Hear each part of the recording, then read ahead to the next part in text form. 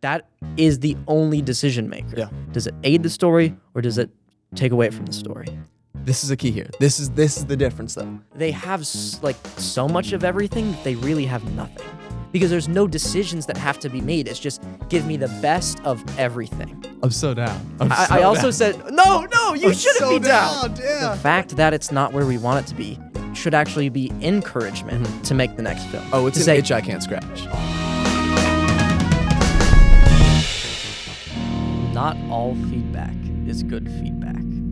Hear people out, but ultimately trust your own instincts when it comes to creative decisions. Ooh. I think part of this idea is like, there's two sides to this camp, right? I feel like people are either very averse to feedback. They're like, no, I'm always right. It is always me. And they just don't even want to hear it. And then there's the people who like relentlessly seek it out and maybe sometimes just blindly take it. And I think the point here is that you can still interpret feedback. Like no one in this world is an expert in anything. And so if someone has feedback for you, you should genuinely hear what they're trying to say and make a genuine analysis of it, removing your ego from the equation.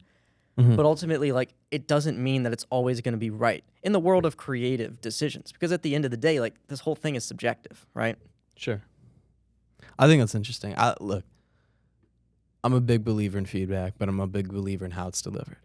So does who the feedback come from changes the way you interpret it? Absolutely. Like, for example, say a mentor gives you Yeah. feedback on one of your films. Totally. Are you more afraid to, like, at least internally disagree with it? Of, like, say you're, like, even just giving a script to Right. them, and they're like, hey, I think this should happen in this character. Yeah, so the downside of this conversation is that you know me and I guess others don't. I never feel a need to pretend. They're like, oh, did you see the game last night? Yeah. I don't do that. I normally tend to stand my ground, and I normally tend to be a little, I don't know, I think in creative spaces, I'm going to ask a follow-up question because maybe I misunderstand sometimes. So if someone says, hey, I actually think you should have done this camera angle to get this coverage, that's a really good thought. Oh my gosh, thank you for that. What would that mean for you? What interpretation does that add to this character and our protagonist? And then we're on another level where now it's a discussion, not a one-sided statement of, hey, you should change that. Have you ever had a situation where you've taken feedback because it's just like it was given to you? Yeah. With even if like maybe internally like you didn't really love it and you didn't think it was the right move, but you're like, I guess since someone who's technically higher up than me said it, I have to do it. I've had individuals, I've had professors, I've had people say this should be changed so it matches this narrative, so it matches this stereotype, so it matches our understanding of something. And you know this about me, as does Luca. Hey, Luca. I'm a radical individual when it comes to things like this. I know this about myself, and I know this about the stories I want to tell. I kind of want to break that mold. So any implication that I have to follow it, nah. Right. Not But that down you're with being that. restricted into that like very typical storytelling structure. And please don't hear that I'm above the basics of storytelling. That is not what I'm saying. Right. I simply mean, how cool would it be if our protagonist was non-binary and did not have a love interest but had a really cool pet emu? Like, how weird is that? And what is that challenge for, I don't know, an area? Yeah, no, that's interesting. And this is actually something I've been thinking about a lot. Is like, I feel like we've been being taught pretty aggressively. Like, this is how you tell a story. Like, this is sequence 1, sequence 2, sequence 3. This is what needs to happen in each sequence. And that's that. But does that not feel a little formulaic? Like, fundamentally, the idea of art of creation is to, like, not follow the formula. There isn't a formula. Yeah. And, like, I think it's worth understanding. Like, For sure. learn the 3-act structure. Learn all these different things. Learn the hero's journey. Like, but, like, learn it so you can manipulate it. Yeah. We've talked about this before, like learn the rules so you can break them sort of thing. And I'm sort of down with that. And I also, you have to be a sponge. We've talked about this too. You have to know X, Y, and Z to be able to know the whole alphabet. But more than that, bro, storytelling's unique to every person, every single person. So if you and I were to lock ourselves in a room for 15 minutes separately and write a log line for 4 different scripts, 1 horror, 1 rom-com, 1 action adventure, and then let's just say 1 coming of age, how we define each of those genres is going to be so different for each of us. The scariest movie for me is Get Out because it feels real. We just watched Pearl. Also very terrifying, but feels fictitious. Like someone else made that, and that's probably their life. Like, that's amazing to me because, first of all, we all have these access points of storytelling, but more than that, bro, we define that. So I don't know. I think when someone says you have to be this or you have to follow this narrative, this story, come on. That being said, I might be saying something good. Fair enough. We are conduits, not vessels. I love that. I love that so much. That was actually from a mentor of mine, a very talented individual, over a Zoom call of all things. And I had to like stop the Zoom call and be like, hold up. Yep, hold on. You just changed my life in one sentence. One second. let me write that down. Okay, And so what's your interpretation of that? So my father's in education, as you know. Yeah. And he's a firm believer of this idea that he is not an owner, but a caretaker.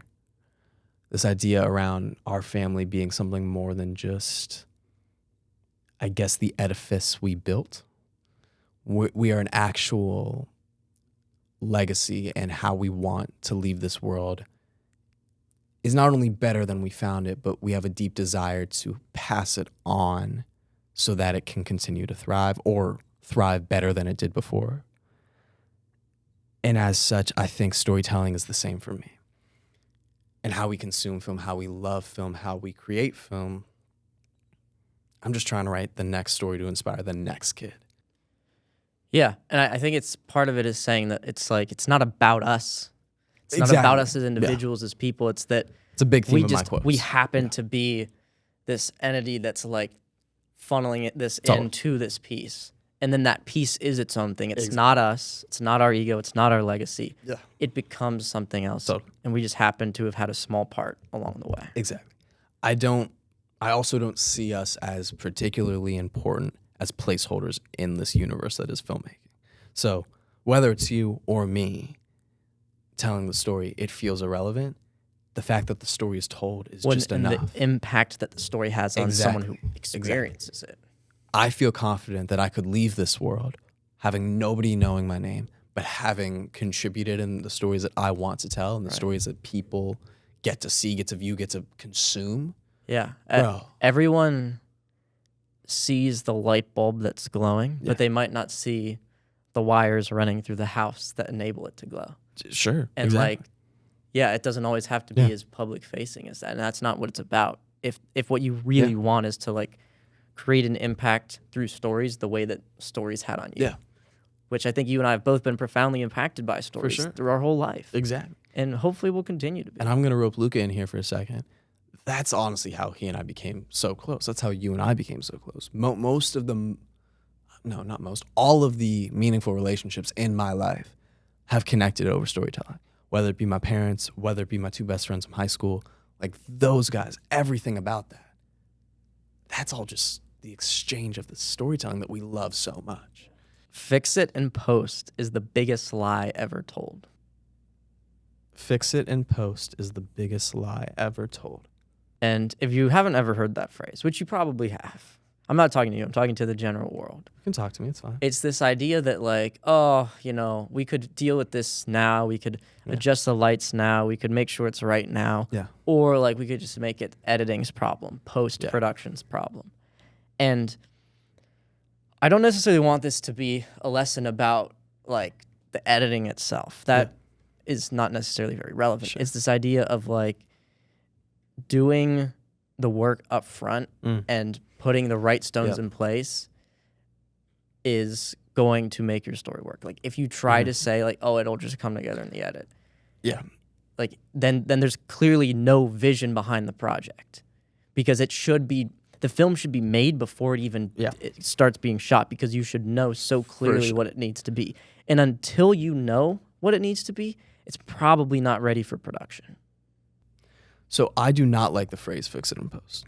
I find it incredibly disrespectful to the editor. And I think all of the artists involved, completely. because it's like, it sounds like settling to me. It sounds like we're saying like, whatever, I don't want to deal with this. It's someone else's problem. I don't like it. And that's never a good mindset to have. And I don't think anything good has ever come from that. Passing the buck in filmmaking does not work, because we have seen this in our peers. We have seen this in professionals.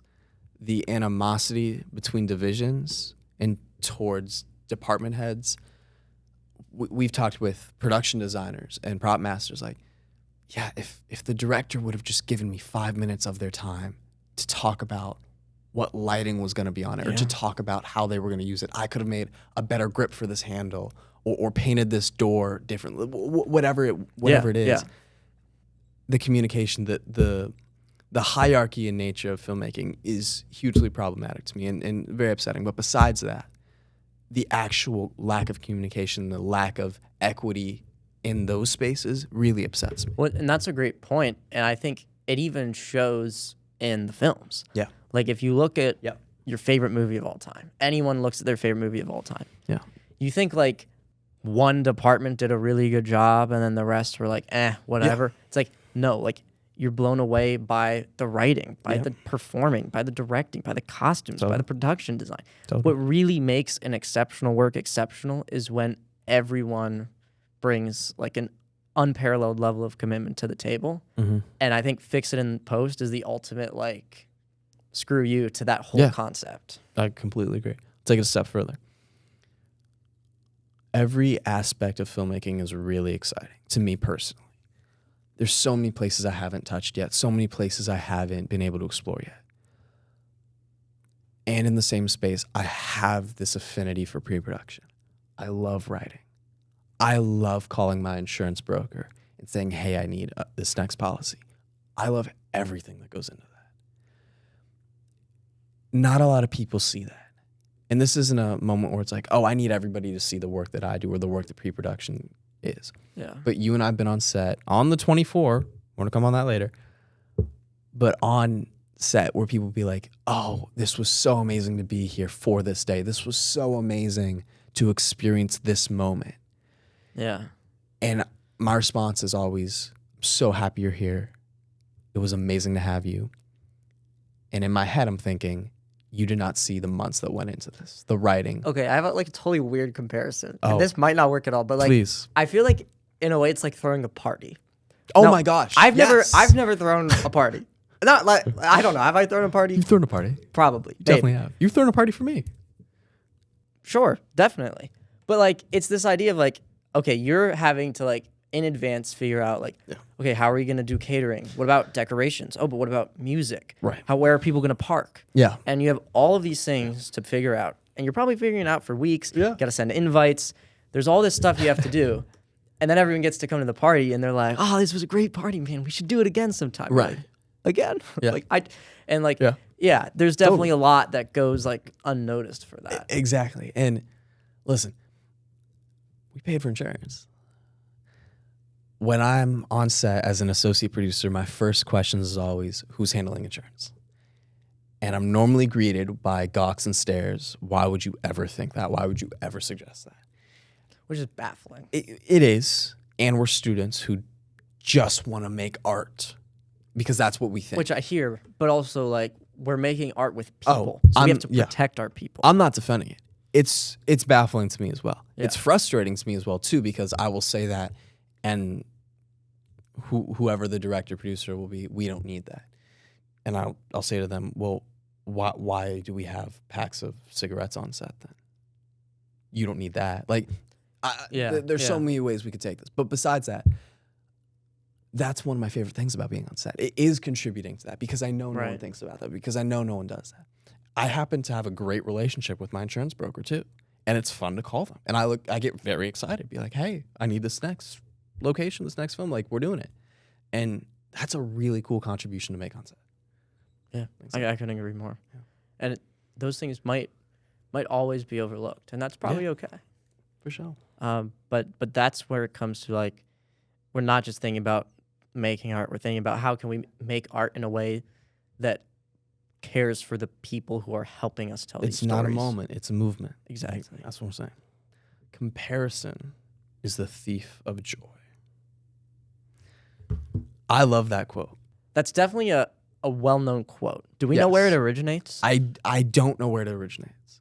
If someone happens to know, maybe drop that in the comments. Is that something we can do? Because I think the first time I heard this was from you. Oh, interesting. Okay. And I remember shortly after hearing it, I remember going to your room first year and seeing you had that on your wall. For sure. For sure. And seeing it like really made it resonate for me. Yeah. Of like,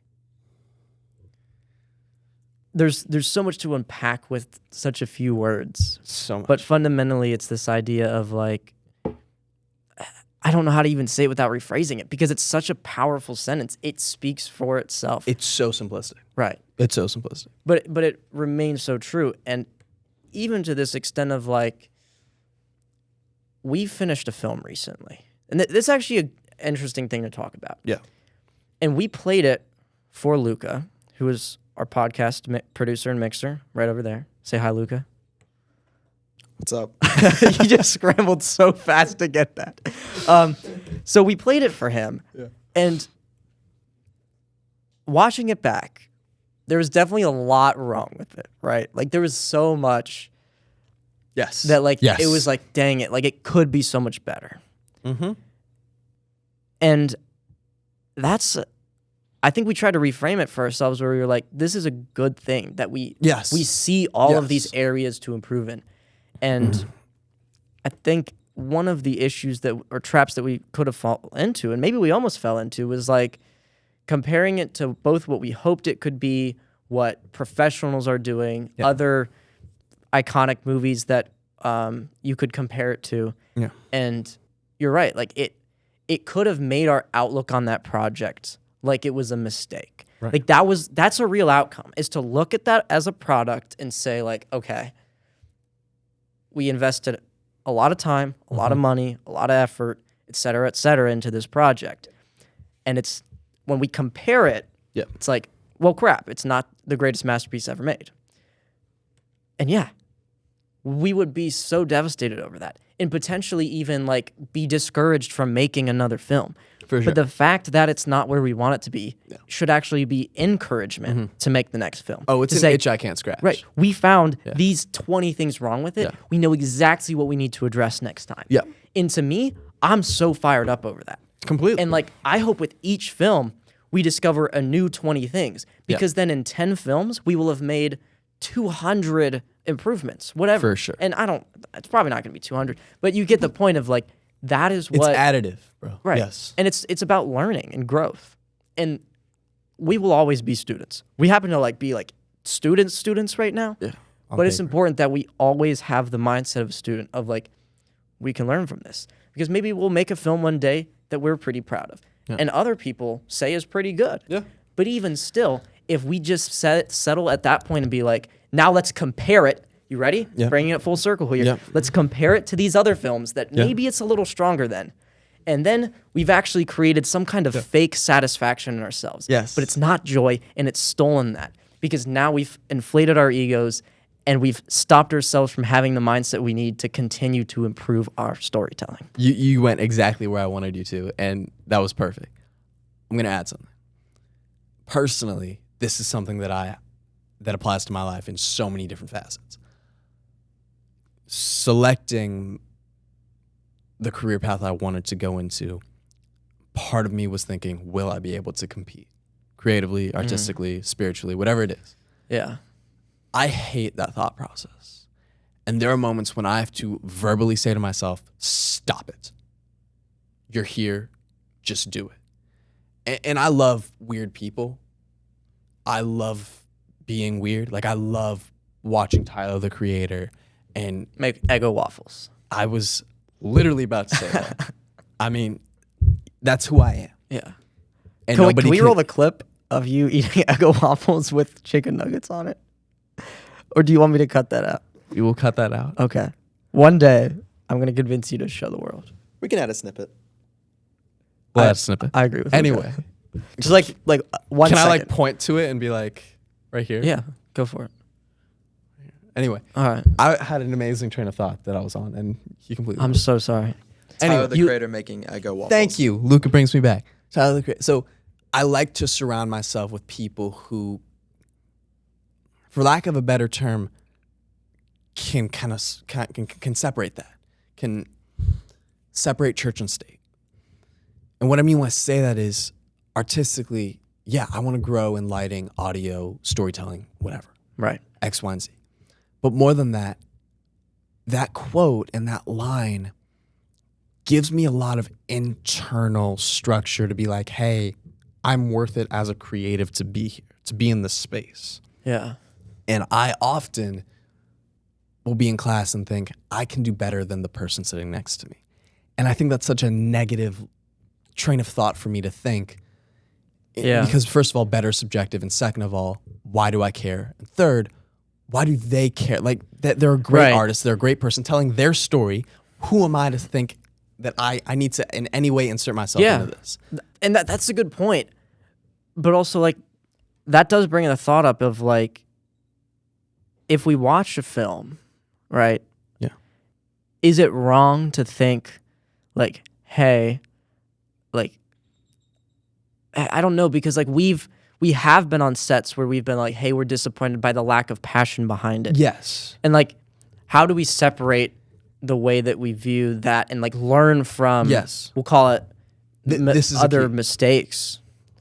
This is a key here. This is the difference, though. If what we want to truly find enlightenment in, if you will, is creative expression, that's one thing. If what we want is to have the best film, that's another. And they can be the same thing in spaces, but I mean, I don't need an Oscar. I don't need to win X, Y, and Z. What I'm talking about right now in the spaces, I want to be purely myself on an artistic forum that is purely just me, telling my stories. And that's not, I want to write, direct, produce. No, that's not what I mean. I mean, have genuine expression and passion in what I create that is separate from this larger, hey, I need to conform. Hey, I need to ride these train tracks. Yeah. I want to be all over the place and be safe to do so. And surround myself with you and Luca and individuals who create that safety. You want a drone shot here? Why? Because you have a drone? Then cut it. If it doesn't serve the story, then it does not belong. So I love that. I loved this so much because in a single sentence, he called out, pardon my French, but some major BS that a lot of people make and a lot of student filmmakers make. I know, whoa, so crazy. But I think that's such an interesting takeaway. Yeah. Because as young filmmakers, it's so easy to, like, say, I'm just going to use the drone for a second here. If we have a drone, be like, oh, opening shot, drone shot, pushing into the house. But it's like, if this is a film about, like, people eating dinner and, like, the drama that happens at a dinner table, tell me why do we need a drone shot going towards the house? Right. Does that actually enhance the story, or is it just cool because we have a drone? And while that example was about the drone, there was a lesson in there about doing, we'll call it cool things just to be cool. So, like, do we need to shoot on a 12K film camera? I don't know. I don't know anything about film cameras. But my point is, like, is that going to enhance the story? Like, Yeah. that is the only decision maker Yeah.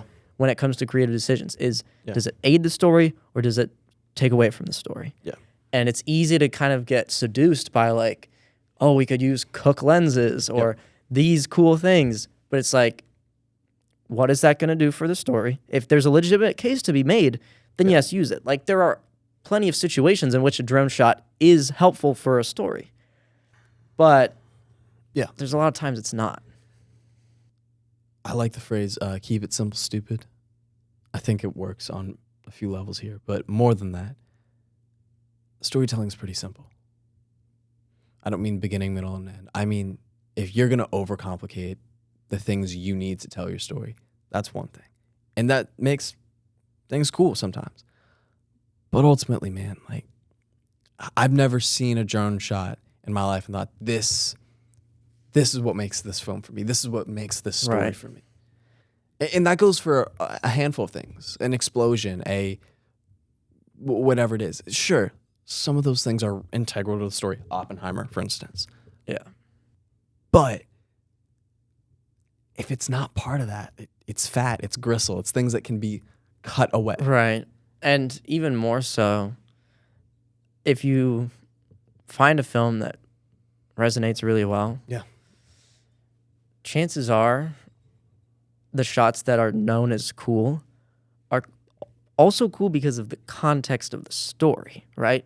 Like it makes narrative sense and is cohesive with the rest of the story. Yeah. Whereas like just throwing a drone shot in the middle of a film or at the beginning of a film for no reason is kind of jarring and can totally change the tone of the film. And so once again, the drone is just a placeholder here. Totally. Like No, but I this follow.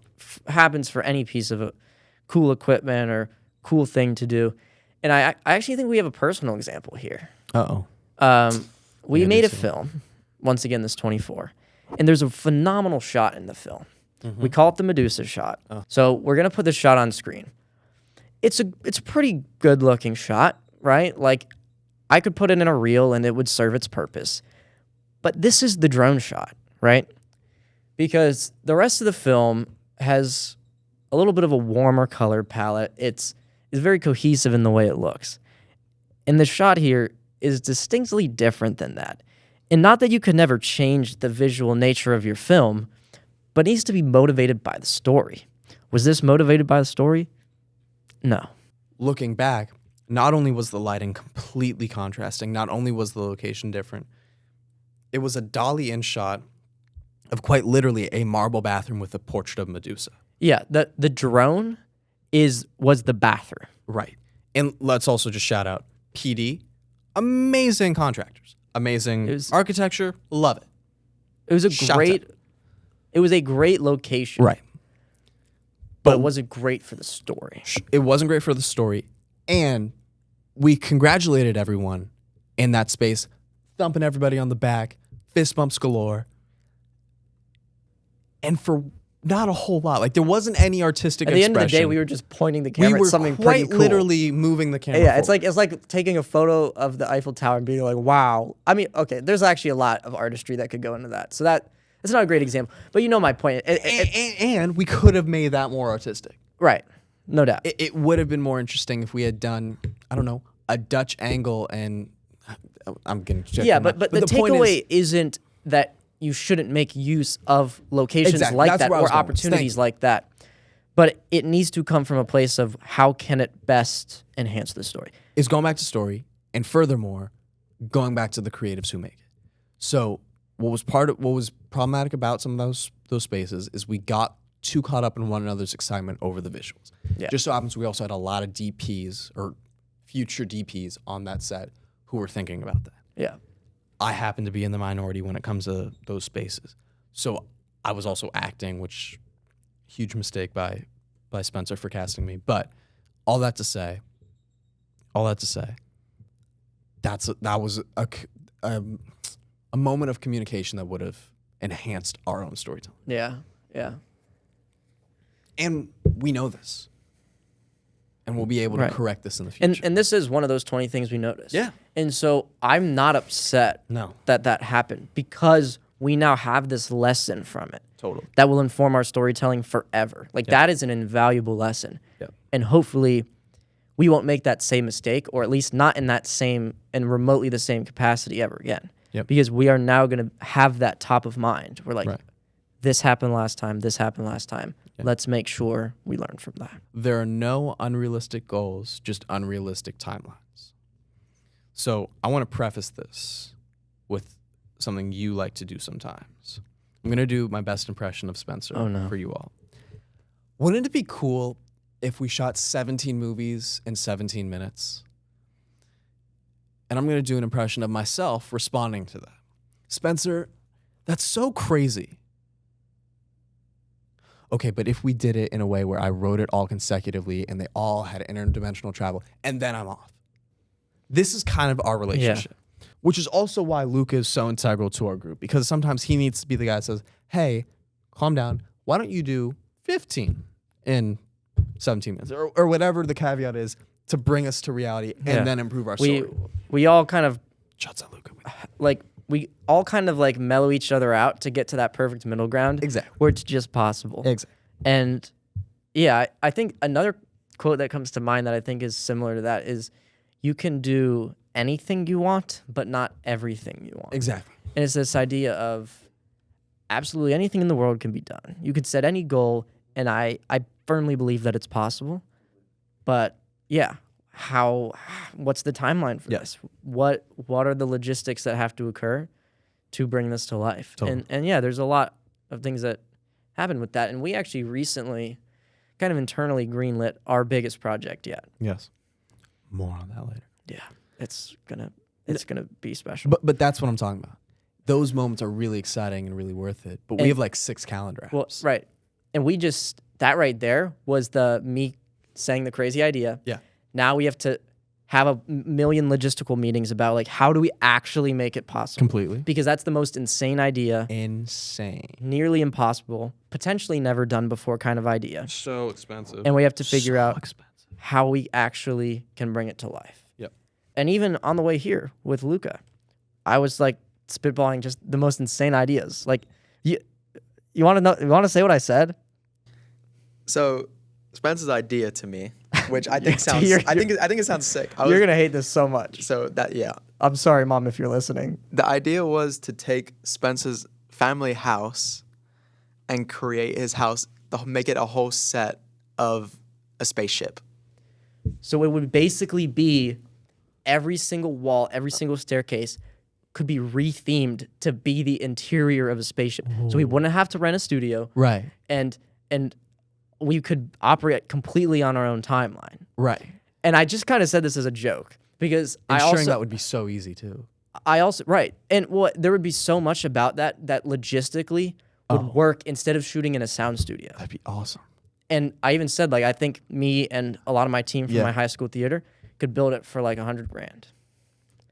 Anyways, I also said to Luca, I'm so down. I also said, no, you shouldn't be down. Yeah. But it's a great idea. It's a great idea. But I also said to Luca, like, why would as indie filmmakers we write a sci-fi film that takes place in a spaceship? So we shouldn't do it. But I also said if we had the greatest story that's ever been told and the only hurdle to it being told was that we needed a spaceship set, we would do it. I have so many scripts that take place in a spaceship. Let's circle back to this later. Okay. But crazy idea. Yeah. Anyways, Hit your next quote. it's not an unrealistic goal. It's just an unrealistic timeline if I said we're shooting next week. Sure. But it could be done. Okay, that's the phrase that gets us in trouble. It could be done because it can always be done. Exactly. But I don't think it gets us in trouble. I think it enables us to do things that are thought to be impossible. Sure. I feel that. And yet I think every time I say an idea like that, you get like a heart attack. My heart does skip a beat. Like you age like 5 years and you like experience visible physical pain, but then like you end up excited about it and wanting to do it. On a set, unchecked egos, whether from directors, actors, or crew, can derail a project. We all have egos. Of course. We all have ideas. And they're probably all irrelevant. Let me cook for a second. Did I just say cook? Who am I? Keep going. Ooh. Keep going. Sorry. That's Let me explain. staying in the episode. It's all about how you say it. I've said this before. I don't think of myself as a very strong filmmaker, but I'm an hour early, and I'm here. Except for this podcast.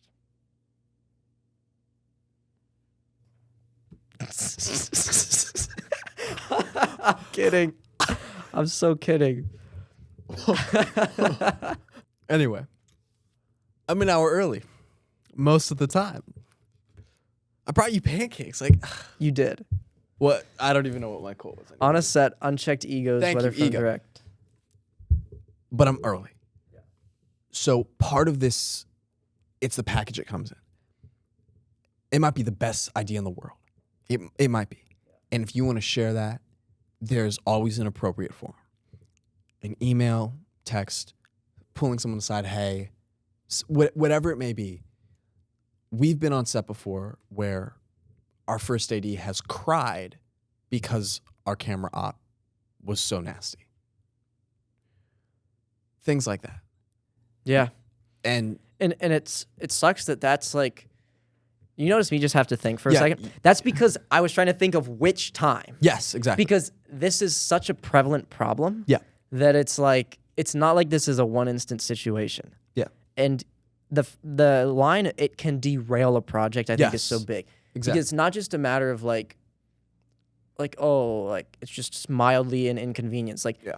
it can be so, it can totally kill the creative culture in a team where like, It's no longer safe space. we've always said it takes a village to make a film. Yeah. And it takes all of this collaboration. And if people become so afraid of egos and it can totally kill the culture, then the project will like be the receiving end of that. Totally. Like it will bleed into the project. And because of that, there is no doubt in the world that the culture and your creative team will impact the final product. Yeah. I don't think I've ever asked someone to be on set because I thought they could gaff well. I don't think anyone has ever come to me and said, hey, I need a camera op, and thought, oh, I know someone who has the steadiest hands ever.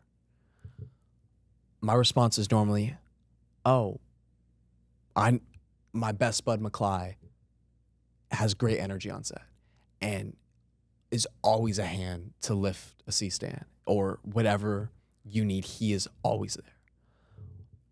That's a great example of not only someone who is quite literally a talented individual, skilled individual, will go very far, but he is an amazing presence. Like that's an additive presence in every film set I've been. Yeah. Well, and another example too would be when Luca came on a film we were on to second AC.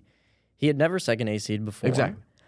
But out of probably all of the second ACs I know who have done it a lot, there's no one else I would have rather had there because I knew that he was going to be an amazing presence there. Yeah. And so I was so excited that he was going to be there. Right. And he both did a great job as second AC, but also did a great job as a person, as a teammate, as a creative collaborator, and really elevated that set. Completely. That's what I'm talking about though, because anyone can do this. Anyone can present the idea, but how you do it, how you're there, when you're there matters so much. Yeah. And something I've observed is, so I'm taking a screenwriting class right now, and we read all of the scripts out loud. Yeah. And the thing that I'm realizing is there's like most people can actually tell a pretty good story. Yeah.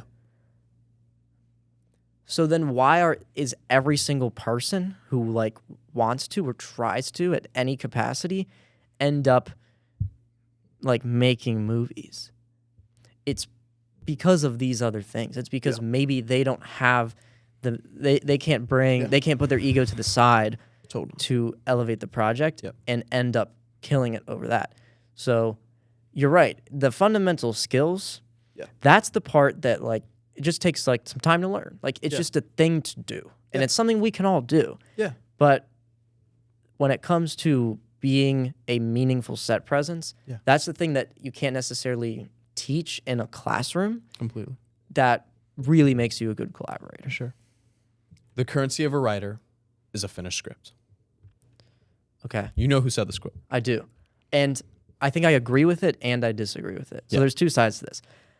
I disagree that I think internally in the writer's world, there is so much value in like every little stage of the writing process. Totally. But that is so confined to the bubble of that artist. Yeah. For it to grow to anything beyond that, for it to be given to the team, because at the end of the day, we write scripts to be made into the movies, right? Yep. I think the point of the script is to say if it's 90% done or it's like very close to being locked, but like you're missing the final scene, it's nothing because it can't be produced. Yeah. It can't be given to anyone.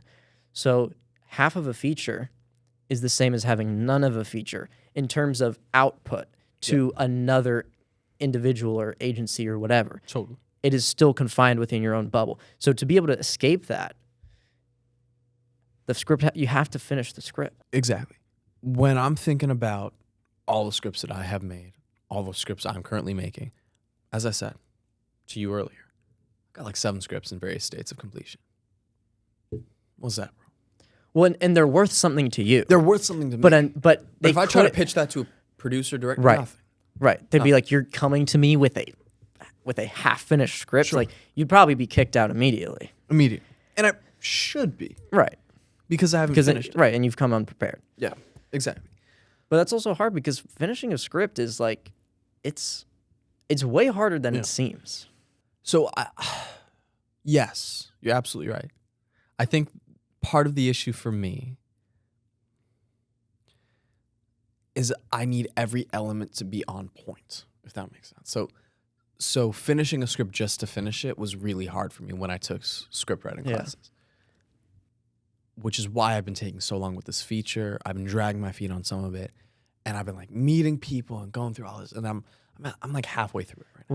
Well, in some ways, like, that's kind of how the writing process is, For which is sure. counterintuitive because instinctually it's like, okay, like I want to be able to set a deadline and get this done in X amount of time. Yeah. But like with creative stuff, sometimes the thing that you need to finish a scene is to go like for a walk in the woods because that might prompt what you need.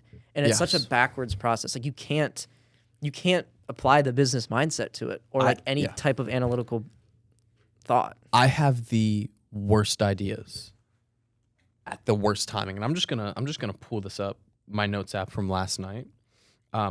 Funeral where friends talk to nephew and grandfather who died going to the funeral.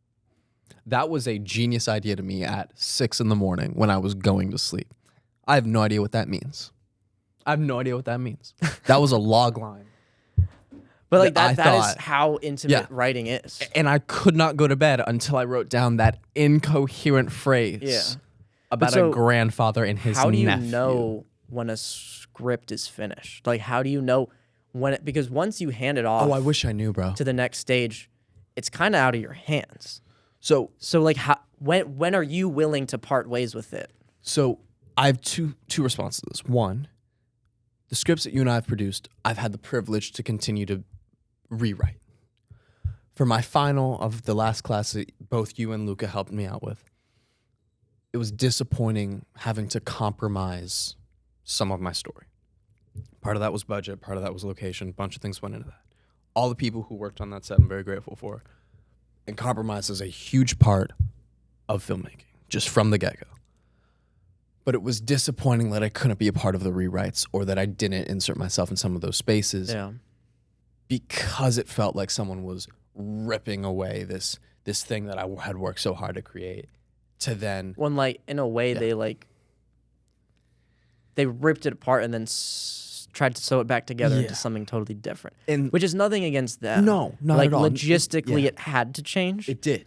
But it was different than the story you wanted to tell. Exactly. And that's fine. That's fine. What bothered me was knowing after, like, could I have done that differently? Oh, could I have added, I should have written that, sort of thing. Right. That's hard. But I also... But will that always be there? Yes. But you also can't be married to your writing in a weird way, because I know this about myself, is I feel too much, bro. Is I care about it too much. And I know I can't change that. When it will never be interpreted in the exact way you meant it either. No, of course not. Unless you are overseeing the entire project. Right. As probably the producer and the director, it's going to change in some fashion. Yeah. Because someone else will take something different away from that. And both are probably equally valid. Yes. But it's going to be different. It's going to be so different. And I'll take a step further. I've needed to stop writing because it was too much for me. It was too emotional to create this character that was based off of someone I knew or based off of a part of myself that I wasn't comfortable accessing. Yeah. And to put it on the page was more than just trivial. It was harmful. It was it had a bite to it. This might be a little oversharing to say, but like I've teared up writing scripts. As have I. Because of how much it could be intertwined with my life or people that I know's lives. Completely. And it's like it is a very intimate process. And it's a keyboard, bro. It's amazing that we have that sensibility. And I would not trade that for anything. The biggest cause of making bad movies isn't money or resources. It's not taking advantage of the resources you do have. I completely agree with that. What do you think? I completely agree with that. We're going to get repetitive here, but it's story, right? Even more so, yes. No, I completely agree. But let's take a second to think about this idea of making use of the resources you do have. Okay. And so, like, I'm going to use an example here. Mm-hmm. We made a movie that was a murder mystery, and it was about a billionaire. When was this? I don't know. It's just back in the day. It was about a billionaire, right? So the main location for this had to be the illogical house of a billionaire.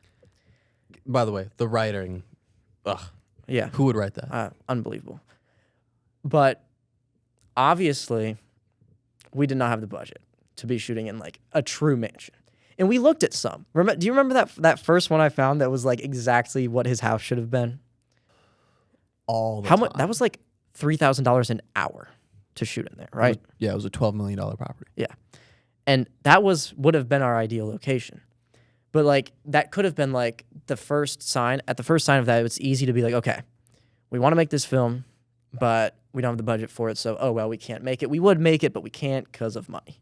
Yeah. But it's like, that's a totally unreasonable excuse.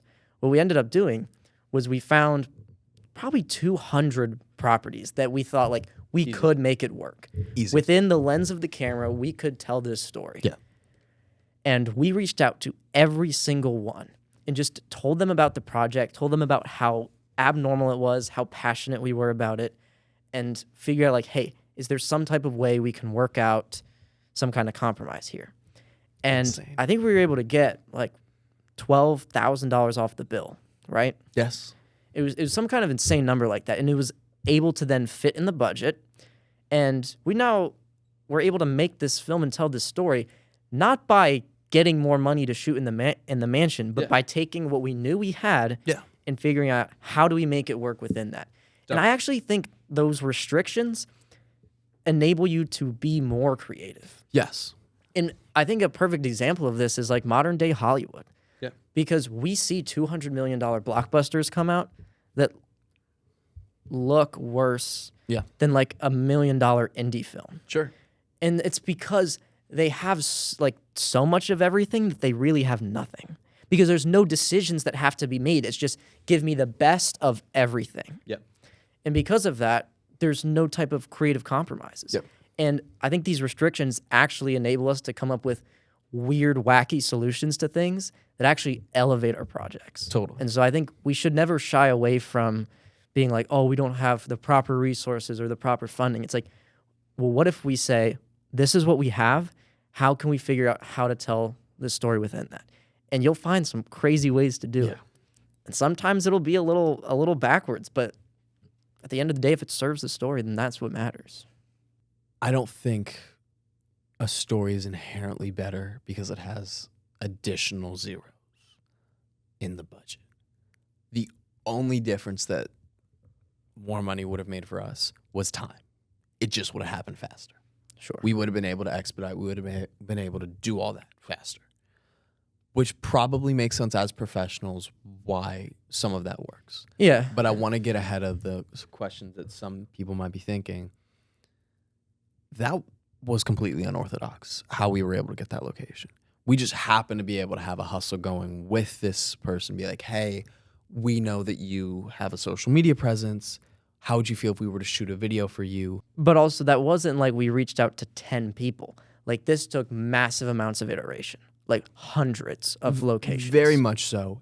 And follow-ups and phone calls. Well, and some of them were like, maybe let's talk about it more. And we had to spend, hours with them for a no. Spencer, we didn't have a location up until 2.5 weeks before we were shooting. It was pretty tight. And nobody knew that.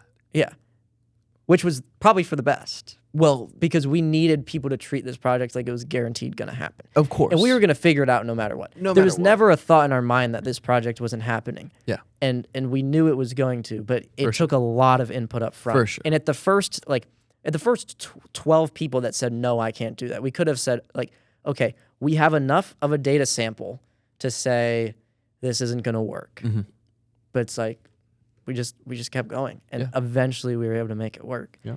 And I do think it's also important to acknowledge that having increased capital is helpful, right? Yeah. Like I don't want to sit here and be like, oh, you could make your $200 million sci-fi movie with $1,000. Like, Yeah. there's no doubt that money does help sometimes enable you to tell your story the way you want to. Yeah. But I also wouldn't let that stop you from telling a story. That's why Star Wars is still so great. Yeah. Visual And effects. it was made with don't hold miniatures. up. It was Little made tiny with miniatures and duct tape. Look at the stormtroopers. It's on their arms. Yeah. I love that. And it is probably held as like one of the most iconic, recognizable movies of all time. I am a little surprised you haven't said this one yet, and I feel like this is Interesting. on your list. It might be at the very bottom. Okay. So I only you- have one more, so This might be it. okay. Everyone wants to be first in line to be second. Do you remember this? I remember this, and I actually remember after we heard this, I think we were basically jumping up and down as we walked away from the class in which we heard it. It was class, right? It was class, and it was the class you're thinking with And, like- the individual you're thinking. So So I remember wanna- this moment very vividly when you and I because we both heard it, and I think we just looked at each other, and then like an hour later after that ended, we were like, we have to talk about this. That's right. So we were in class, so we couldn't unpack it, but we were talking about effort. We were talking about pre-production in class, and something around the reference of, hey, everybody wants to be really good at doing the new thing after it's been done, sort of thing. Simplifying a lot here, but everyone wants to have the new tricycle, whatever, but they don't want to be the first to do it. I think that's insane. It's this idea of like, let's even take a new innovation in the film industry, the XR stage. Like, now everyone wants to adopt it. Yeah. It's like, who was going to be bold enough to shoot an 8-episode series on it after that franchise had been struggling for years? Yeah. It's like, to have, and this is why I think we were so profoundly impacted by this, is to create something truly amazing and truly that stands out fundamentally. You have to take some kind of risk. You have to do something that other people aren't doing. Because if you're Sure. doing the exact same thing that every single person around you is doing, Yeah. you're probably going to have the exact same outcome as everyone. Yeah. And if we sit here and we see that everyone leaves with one capstone film, if you want to learn about that, watch this other episode. That was a horrible segue. But we've seen these and we're like, we don't want that to be all we have when we walk away from here. Yep.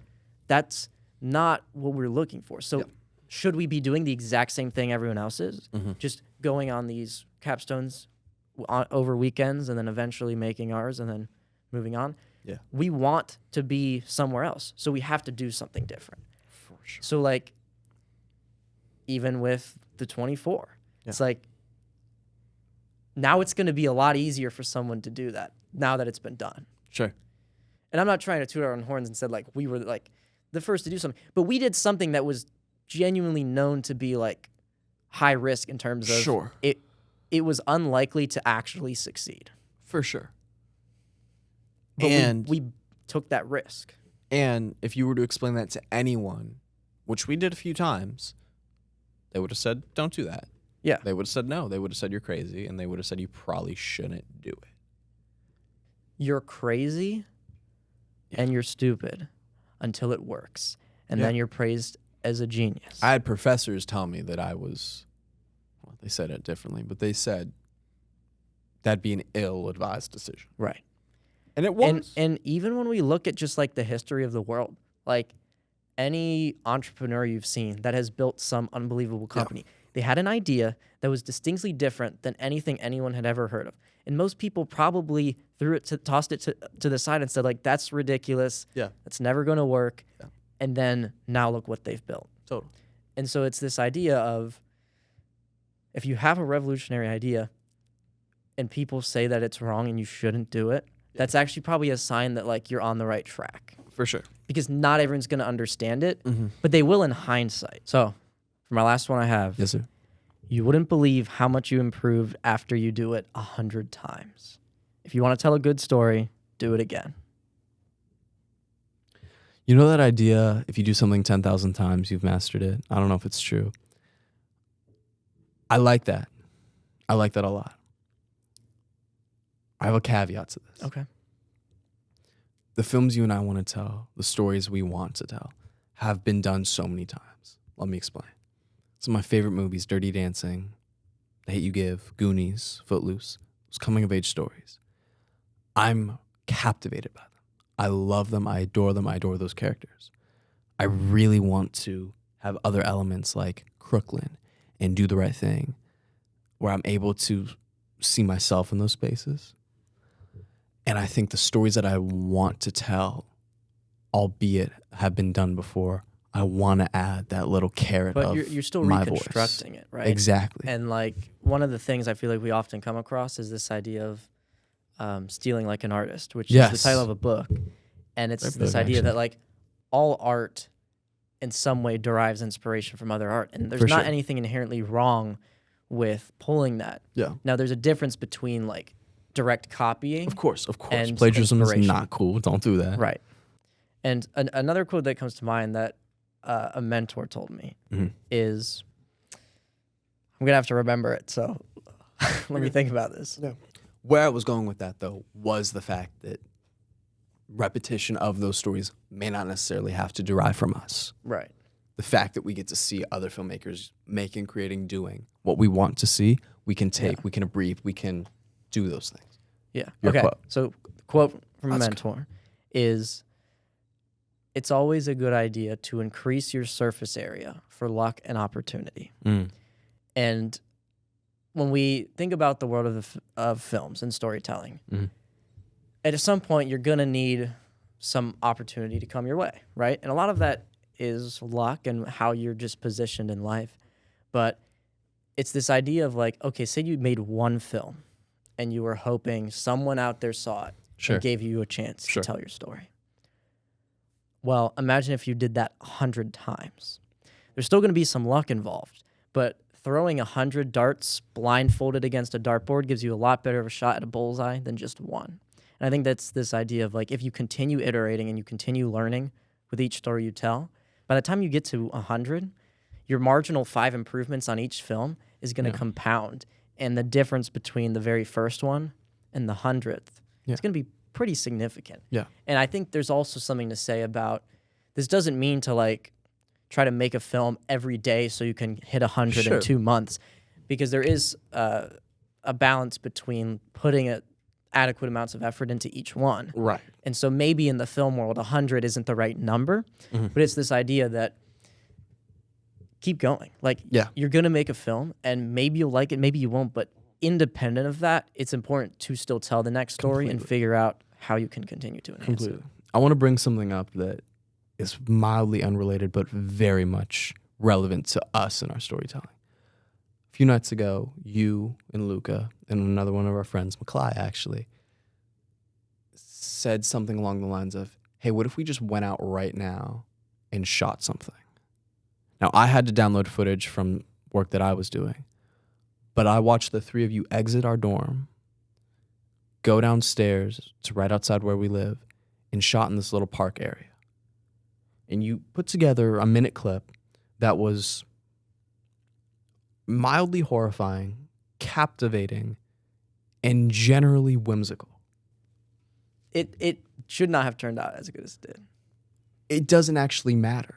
The fact is that we you got to create engaged something. in an activity that you weren't sure what the product was going to be for the sake of creating.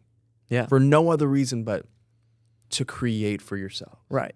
And I wouldn't want all of our creation we ever do to be like spontaneous and unplanned and just going and doing it. But That wasn't the point of that exercise. Right. And there's a lot of value in it. Exactly. And even just to learn how all of us work as storytellers and like For sure. get that experience of like bouncing ideas off of each other. And play. Right. It was like a playground. Yes. It felt like making movies before we knew how to make movies. When it was just like, let me find my siblings or my neighbors and go like tell them what to do, and we're just gonna make this up as we go. Like, and there's it was a certain fun. magic in that. It was fun. It really was. It was fun to watch you guys leave and come back with so much energy. You were so excited. You were so excited to share me, and I was like, "Yeah, let's go." We just had a great time. Like, we were laughing at how stupid it was. That makes me like, happy. We were talking about like, what if we did that again sometime? And we and probably I think will. y'all should. And I can't wait to see it. And you're gonna come with us. Well, okay. Point is, he didn't like the film. y'all, He must have not liked the film. cut that out. Come on. I love the film. I just have work to do, y'all. All right. I'm going to share my last quote. And I think it's actually a perfect bridge to what we just spoke. Okay. Little background. I say this quote all the time. And I don't think I heard anyone say it, but the other day I heard a professor say it. And I literally pointed and was like, I say that. And I was so Okay. excited. I'm actually really curious. You know this quote. It's probably not that compelling, but it is, I think, very rich. We are not curing cancer. I'm not a scientist. I can't balance a checkbook that well. I can barely tie my shoes in the morning. But I think I can tell a pretty good story. It could be around a campfire. It could be in the aisle of a supermarket. I love telling stories. But I want to so desperately share that with people. And I have to acknowledge that when I am in those spaces, amongst the ego that we talked about earlier, amongst the creatives, I have to put myself in perspective in the world. I'm not adding the importance of health and medicine. I'm not changing government policy. I'm not a politician. I think what I do is valuable, but at the same time, at the end of the day, I'm just a guy messing around with a camera and some pens. And what we get to do is a huge privilege. Huge. And I think that line of, hey, we're not curing cancer is, it helps us ground ourselves in this reality of like, while we might think this, oh my gosh, we don't have the right light for this scene, is this huge catastrophic problem. With a little perspective, it's like, no, we're here getting to make movies. Yeah. Like, how it's pictures that insane move, bro. Is that? It's amazing. And I don't want to diminish the impact because, like, for me, like, film is why I'm alive. right, it is fundamentally inspired me to be who I am. Sure. I get out of the bed in the morning because of the impact that art has had on me. And I think a lot of people in the world connect with art in that way. Like, even music. Music's a huge one that so many people derive so much understanding of their emotions and who they are from. That's right. And so art does serve this purpose in the world. But you're right. Like, if we don't have the right lens or a even if something like bad, like a location falls through and like you don't know how you're going to finish the film. Yeah. It's like, okay, well, even still, Yeah. we're making a movie. Yeah. Let's just figure it out. Like, Exactly. it'll There's no be all right. stress. It's all good. No, and I actually kind of like that that's our last one because Yeah. it is very grounding and it's Thought you not might. like one of these like huge big picture things, but it's very important to keep in mind. That's why I and wanted to go last. That's right. we don't want to lose ourselves too much. Exactly. Okay.